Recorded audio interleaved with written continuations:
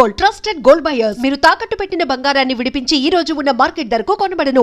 Other ఇంటర్వ్యూలో వచ్చిన topic చాలా ర్యాపిడ్ ఫైర్ లాగా ఫినిష్ చేస్తారు. పవన్ కళ్యాణ్ గారి టాపిక్, చిరంజీవి గారి టాపిక్, బోయపాటి శ్రీనివాస్ టాపిక్, ఈ 3 టాపిక్లు ఫినిష్ చేద్దాం ఫాస్ట్గా, చాలా క్రిస్ప్గా చెప్పేసి. ఓకే, మామూలుగా అది తెలుసు, అందరికీ తెలిసిందే. ఏంటి, కొమరంపులి సినిమా అప్పుడు సమీర్ చాలా నొచ్చుకొని ఫేస్బుక్లో ఒక పోస్ట్ పెట్టాడు, ఏదైనా బాగా లేదు సినిమా అన్నట్టుగా ఏదో సంథింగ్. దానికి నాగబాబు గారి రియాక్షన్, తర్వాత జరిగిన ఇన్సిడెంట్స్ చాలా క్విక్గా చెప్పేసి అది అంటే ఏం జరిగింది. ఏముంది ఇప్పుడు, నాకు ఆయన ఇష్టమైన హీరో కాబట్టి ఆయన పెట్టుకుని అలాంటి సినిమా తీశారు కాబట్టి ఫీల్ అయ్యాను, రాశాను. ఎందుకు ఇలా ఆయన పవన్ కళ్యాణ్ గారిని పెట్టుకుని మీరు ఇలాంటి సినిమా తీసారంటే రాశాను. రాస్తే ఎర్లీ మార్నింగ్ నాగబాబు గారు ఫోన్ చేశారు నాకు. ఆయన బాగా క్లోజ్, ఆయన ఇంటికి వెళ్తాను, ఎక్కువ బాగా రేపో ఉంది ఆయనతోటి. సో నువ్వు మన ఇంట్లో వాడివి కదా, అలా ఎలాగా పెడతాను అలాంటి పోస్టు అని బాగా తిట్టారు. నువ్వేమైనా జర్నలిస్ట్వా, ఎప్పుడు జర్నలిస్ట్ అయ్యావును అని అడిగారు ఫస్ట్.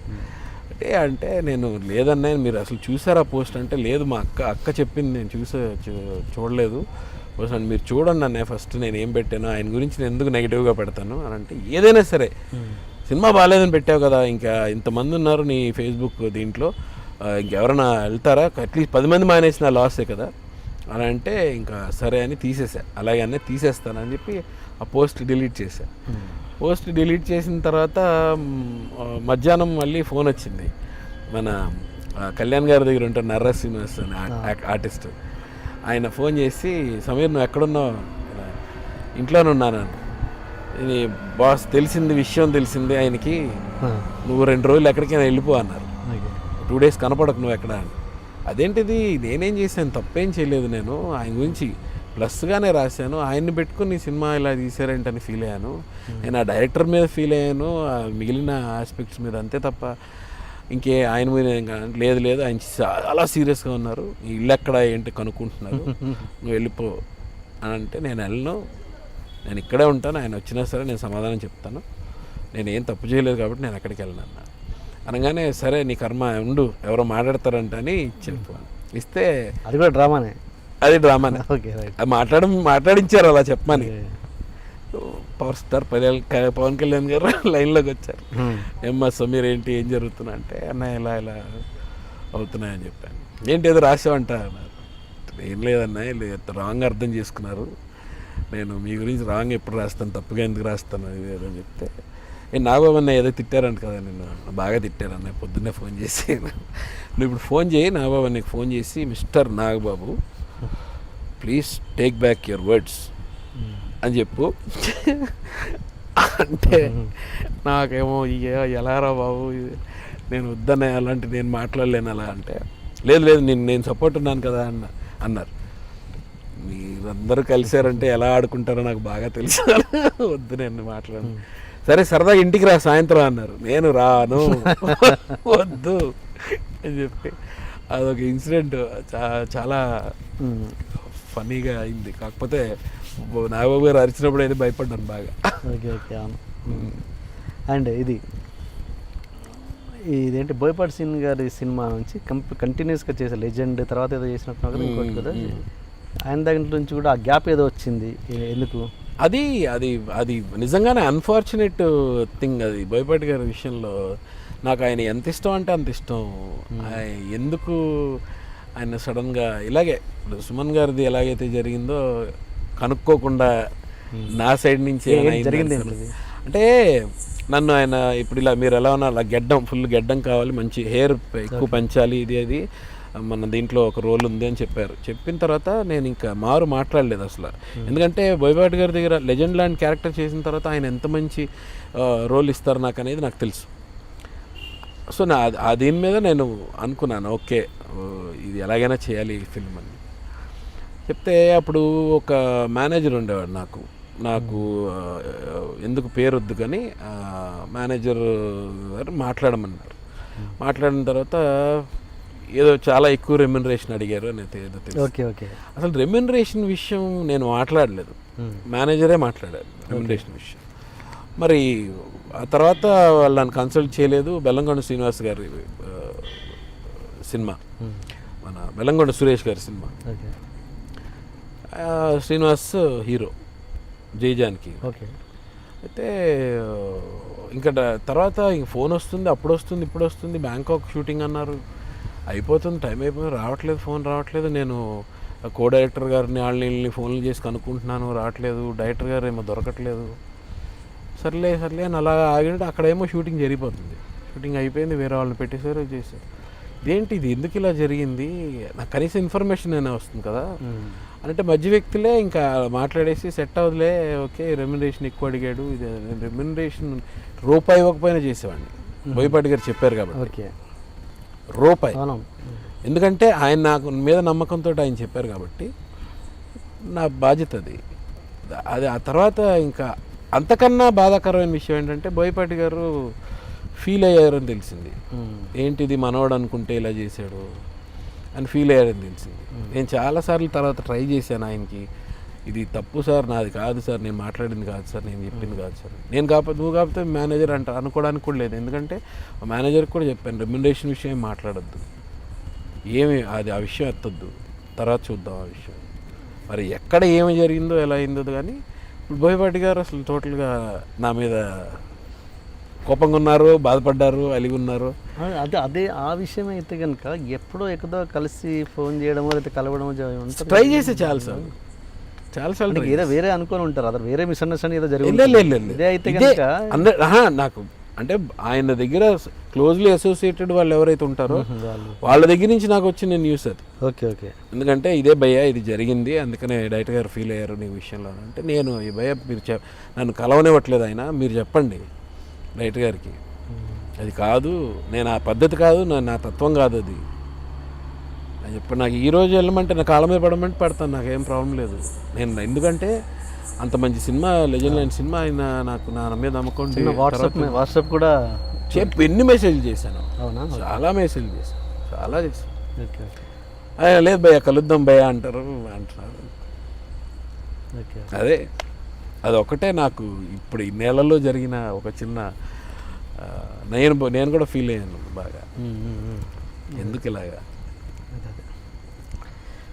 అండ్ చిరంజీవి గారి క్యారవాన్ సీన్ అది కూడా ఒకటి repeat topic and still finish చేసేద్దాం. ఏంటది అయ్యప్ప మాల వేసినప్పుడు షూటింగ్కి రాలేదు, అదే జై చిరంజీవి షూటింగ్ వెయిట్ చేయించావు. అంటే నేను అందరికీ ఇన్ఫార్మ్ చేశాను, డైరెక్టర్ గారికి చెప్పాను, కో డైరెక్టర్ గారికి చెప్పాను, దత్తు గారికి చెప్పాను, అందరికీ చెప్పాను. రేపు నాకు ఒక 2 hours టైం, మార్నింగ్ 8 o'clock చెప్పారు నాకు రమ్మని.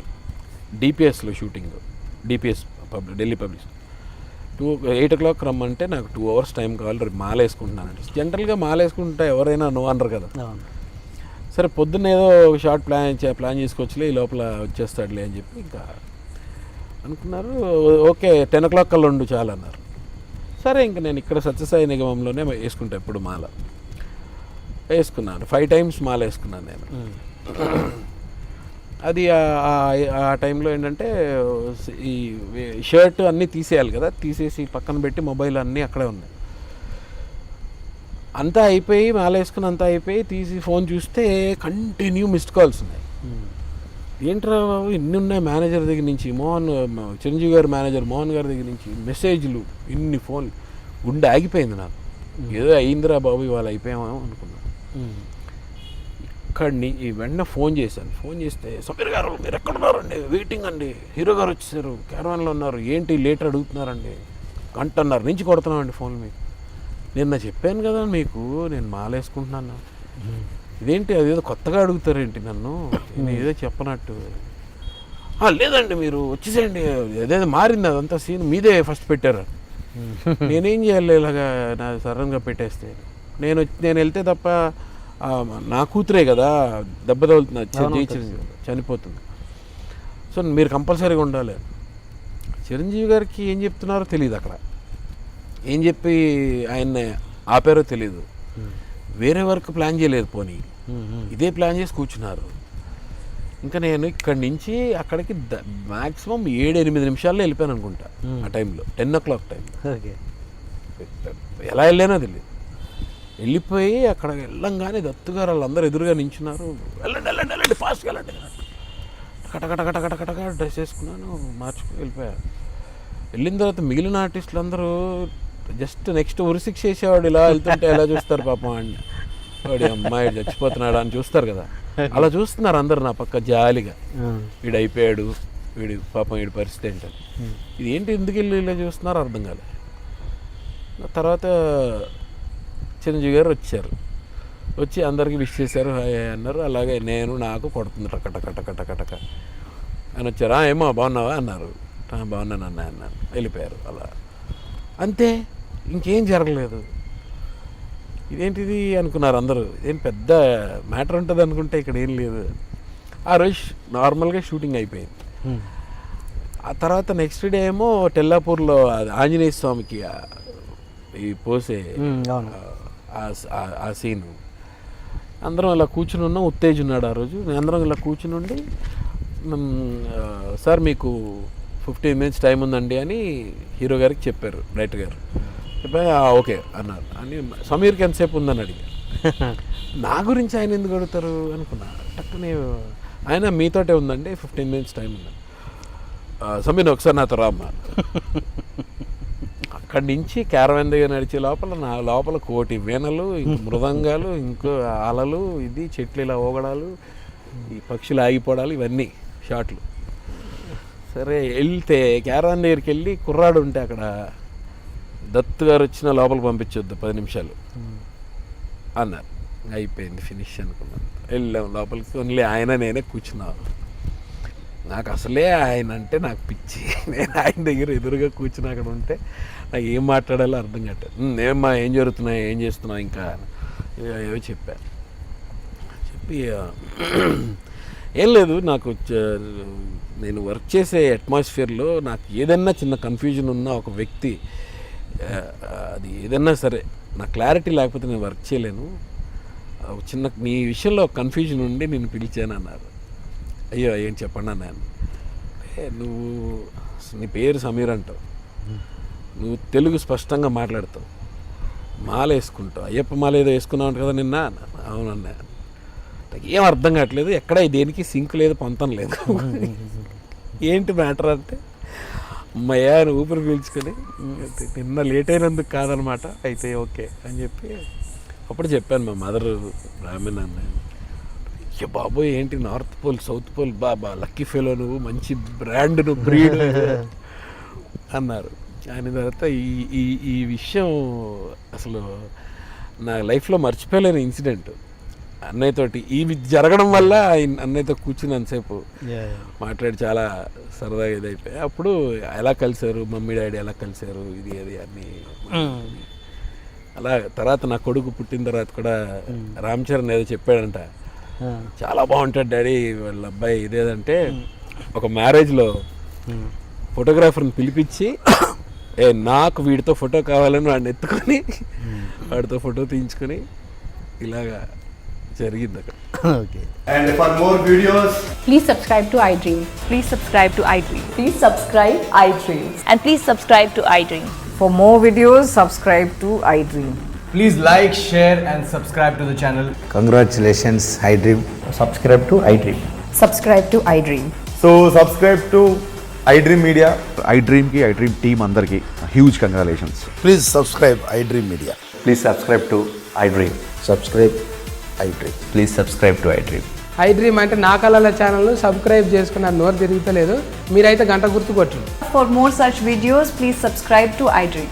Subscribe to iDream. Please subscribe to iDream. Please subscribe iDream Media. Please do subscribe to iDream. Please subscribe to iDream Media. For best entertainment and information, please subscribe iDream. And don't forget to subscribe to iDream.